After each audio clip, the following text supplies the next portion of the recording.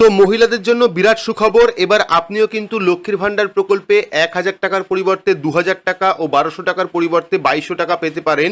লক্ষ্মীর ভান্ডার প্রকল্পের নতুন নিয়ম অনুযায়ী যদি আপনি একটি ফর্ম ফিল আপ করে জমা করেন তাহলেই কিন্তু আপনি এই প্রকল্পের মাধ্যমে ডবল টাকা পাবেন। তো কিভাবে আপনারা লক্ষ্মীর ভান্ডার প্রকল্পের ডবল টাকা পাবেন, তার জন্য কি করতে হবে বিস্তারিত জানতে পারবেন আজকের এই ভিডিওতে। ভিডিওটি আপনার জন্য গুরুত্বপূর্ণ, তাই শুরু থেকে শেষ পর্যন্ত অবশ্যই দেখবেন।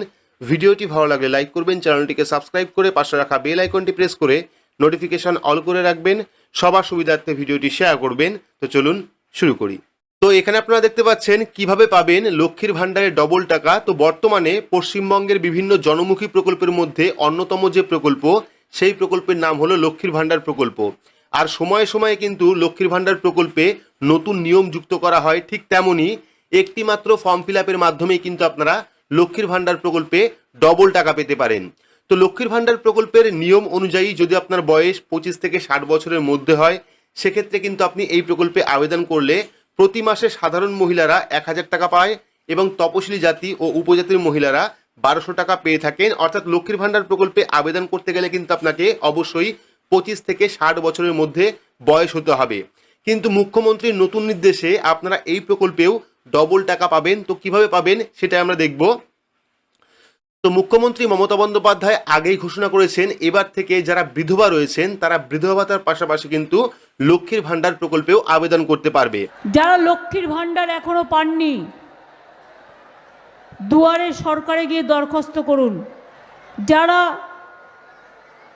বিধবা ভাতা এখনো পাননি, দুয়ারে সরকারে গিয়ে দরখাস্ত করুন। যারা বিধবা ভাতা পান তারা এখন থেকে লক্ষ্মীর ভান্ডারও পাবেন। অর্থাৎ বিধবা ভাতা প্রকল্পের মাসিক 1000 টাকা ও লক্ষ্মীর ভান্ডার প্রকল্পে 1000 টাকা ও 1200 টাকা, টোটাল সাধারণ মহিলারা 2000 টাকা পাবেন এবং উপজাতির মহিলারা 2200 টাকা পাবেন। অর্থাৎ লক্ষ্মীর ভান্ডার প্রকল্পের যে নতুন নিয়ম, সেই নিয়ম অনুযায়ী যদি আপনি বিধবা মহিলা হয়ে থাকেন সেক্ষেত্রে কিন্তু আপনি বিধবা ভাতার পাশাপাশি লক্ষ্মীর ভান্ডার প্রকল্পেও আবেদন করতে পারবেন।